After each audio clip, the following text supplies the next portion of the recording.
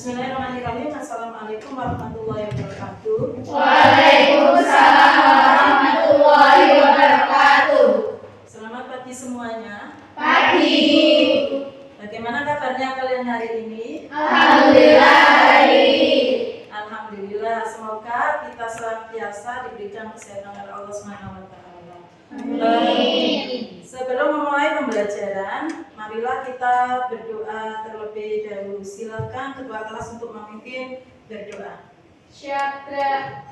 Sebelum memulai pembelajaran hari ini, marilah kita membaca basmalah terlebih dahulu.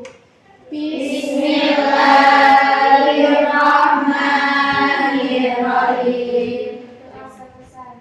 Terima kasih. Selanjutnya saya akan mengecek kehadiran kalian. Apakah kalian hadir semuanya hari ini? Hadir, Ibu. Alhamdulillah ya, hadir semua. Sudah absensi semua.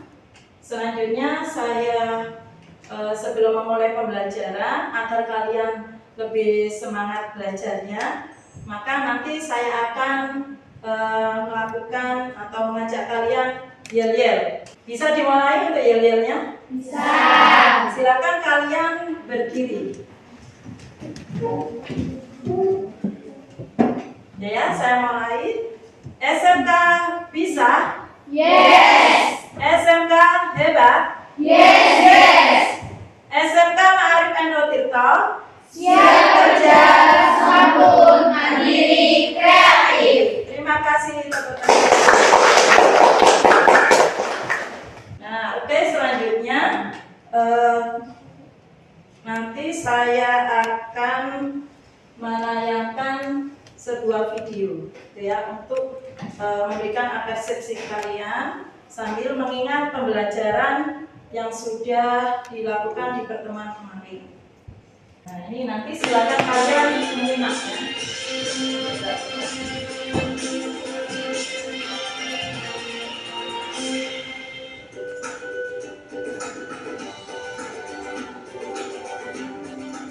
Siapa sangka kerajinan unik ini dibuat dari bahan limbah.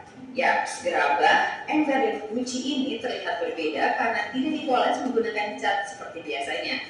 Potongan kain limbah batiklah yang menjadi media pembungkus. Hasilnya unik banget kan? Dan bernilai ekonomi tinggi. Di rumah sederhana inilah seorang kreatif Slamet Sobirin mengolah limbah batik menjadi kerajinan unik seperti ini. Miniatur kapal pun menjadi lebih indah dan memiliki nilai seni yang tinggi ya. Ide warga Kelurahan Bener, Kecamatan Wira Desa, Kabupaten Pekalongan, Jawa Tengah ini berawal dari kepeduliannya terhadap kebersihan lingkungan sekitar. Banyak potongan kain dari pengrajin batik terbuang percuma, bahkan sebagian dibakar hingga menimbulkan polusi udara.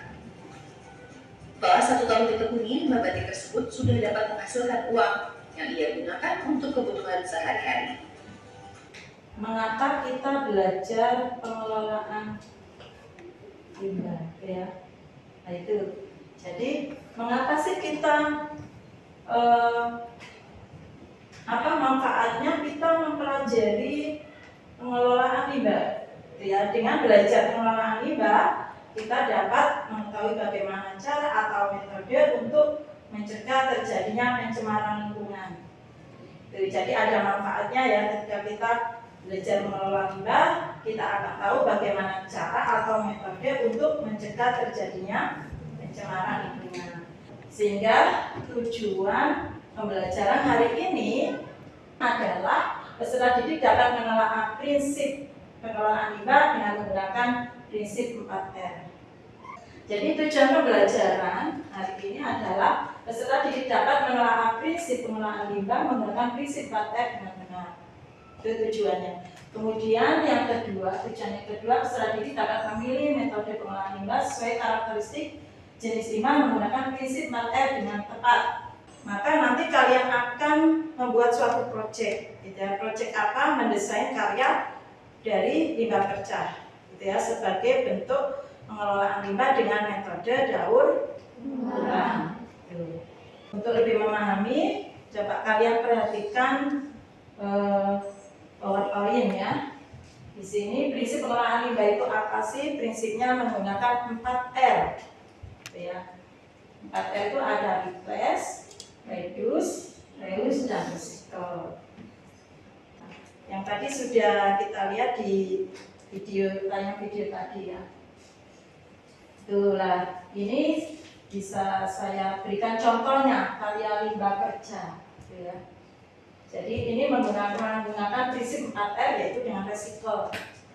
Nah, jadi memberikan nilai tambah pada kain kerja sehingga nanti bisa kita manfaatkan menjadi karya kerajinan yang lebih indah atau barang yang lebih indah lagi bisa dimanfaatkan kembali. Misalnya tas, dompet, atau tempat tisu. Dari sini mungkin ada yang ditanyakan dari kalian, silakan. Yang ditanyakan terkait dengan prinsip 4R. Najma mana dia? Tadi Bu Faiza bilang recycle itu bisa disebut juga daur ulang. Iya. Jadi apakah recycle sama daur ulang itu sama? Oke, terima kasih. Ya, jadi recycle itu istilah dalam bahasa Inggrisnya, gitu ya. Nah, kalau di kalangan pada umumnya itu menyebut sebagai daur ulang. Gitu. Jadi recycle itu bisa disebut sebagai daur ulang. Silakan LKPD-nya dibuka ya. Jadi di halaman setelah judul itu ada lembar kerja peserta didik dengan judul penanganan limbah. Di halaman kedua ya. Halaman kedua dulu, jadi buka halaman kedua. Jadi materi ini nanti bisa kalian pelajari untuk hari ini. Kemudian ada petunjuk. Petunjuk ini bisa nanti kalian baca yang petunjuknya. Kemudian ada dasar teori. Ini sebuah berisi tentang materi pengetahuan, bisa kalian baca. Kemudian ada kegiatan proyek. Di situ proyeknya adalah mendesain karya limbah kerja ya. Kemudian jadi dalam kelompok. Ini merupakan pertemuan ketiga, ada langkah kerja. Kemudian dalam berikutnya ada lembar kerja. Jadi silakan untuk mencari istilahnya referensi untuk ide kalian dari internet. Ya, boleh. Ya. Silakan untuk mencari informasi dari internet sebagai ide dalam membuat desain karya limbah kerja. Mau membuat desain apa untuk kelompok 3 ya ini ya? Ya. Rencana membuat apa? Membuat tas gigi. Kira-kira ukurannya berapa? Sekitar berapa ukurannya?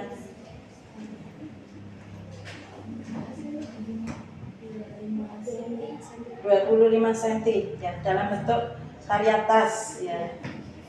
Kira-kira nanti percanya berapa jenis perca yang akan nanti didesain? 4 jenis perca. Ya. Jadi dengan cara yang berbeda itu ya. Iya. Oh ya, sebelumnya silakan kalian mengambil foto untuk hasil desainnya dan dikirim ke grup WA. Assalamualaikum warahmatullahi wabarakatuh. Waalaikumsalam warahmatullahi wabarakatuh. Kami dari kelompok 1 akan mempresentasikan hasil desain kami. Sebelum itu, perkenalkan, saya Andi Paulia sebagai moderator. Kemudian ada Dina Romitasari dan Najma Sania sebagai pemateri. Lalu ada Faiza Tunisa dan Khairul Nisa yang akan menjawab pertanyaan atau menanggapi masukan dari audiens sekalian. Oke, langsung saja saya akan menjelaskan hasil desain yang kami buat. Desain yang kami buat, kami merancang kerajinan dompet dari kain perca sebagai bentuk pemanfaatan limbah di lingkungan industri tekstil yang kian menumpuk. Dapat membangun kreativitas supaya masyarakat lebih melihat limbah kain perca sebagai bahan yang dapat memberikan nilai jual. Selain limbah kain perca, alat dan bahan yang dibutuhkan untuk membuat kerajinan ini antara lain gunting, jarum jahit, mesin jahit, cutter, tang, dan kapur jahit. Untuk bahan-bahannya ada kain pecah 4 motif, kain polos, benang, kawat, renda, dan manik-manik sebagai hiasannya. Silakan, apa ada yang mau beri masukan atau pertanyaan?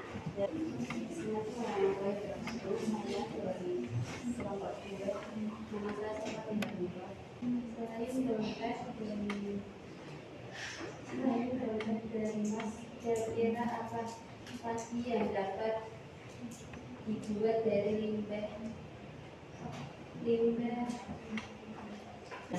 Jadi pertanyaan Safa ya untuk kelompok 1 gitu ya.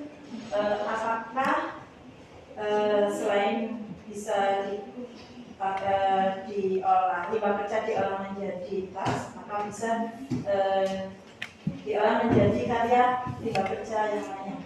Itu ya Safa ya maksudnya. Saya akan menjawab pertanyaan dari peserta kelompok 2. Limbah kain pecah dapat dimanfaatkan untuk berbagai kerajinan, misalnya alat meja, sarung, selimut, apron atau celemek, dan kerajinan lainnya, yang tentunya dapat dijual dengan berbagai variasi. Itu ya jawaban dari kelompok 1. Itu hasil desainnya. Mungkin ada yang menanggapi terkait dengan karya desain dari kelompok 1 dari limbah pecah dengan metode daur ulang. Mungkin ada masukan terkait dengan desainnya. Jika tidak ada, saya rasa cukup sekian dari kami. Kurang lebihnya mohon maaf. Wassalamualaikum warahmatullahi wabarakatuh. Waalaikumsalam warahmatullahi wabarakatuh. Pengalaman belajar project untuk disampaikan dimulai dari kelompok 4. Silakan. Rasanya senang karena dapat mendapatkan pengalaman baru dan kendalanya karena waktunya lebih singkat. Ya, sehingga Jadi tidak bisa mendesain dengan detail. ya, terima kasih. Berikan aplaus untuk kelompok 4. Di sini kalian akan melakukan refleksi, gitu ya. Nanti untuk refleksi ini silakan kalian mengerjakan atau menyampaikan apakah belajar hari ini sangat menyenangkan. Ya, kemudian apa hal penting yang kamu pelajari untuk hari ini? Apakah kamu puas dengan proses belajarmu hari ini? Nah, untuk melakukan refleksi, kalian bisa mengisi melalui Google Form yang sudah saya kirim melalui grup WA. Bisa kita simpulkan ya untuk pembelajaran hari ini bahwa limbah pecah itu merupakan salah satu jenis limbah yang dapat menimbulkan dampak terhadap apa? Pencemaran lingkungan. Sehingga metode yang tepat untuk penanganan limbah pecah adalah dengan metode apa? Ya, recycle atau daur ulang. Contohnya untuk dimanfaatkan untuk diolah kembali menjadi barang yang lebih atau mempunyai nilai tambah. Setelah ini atau selanjutnya nanti kalian akan melakukan post test sebelum saya mengakhiri pembelajaran.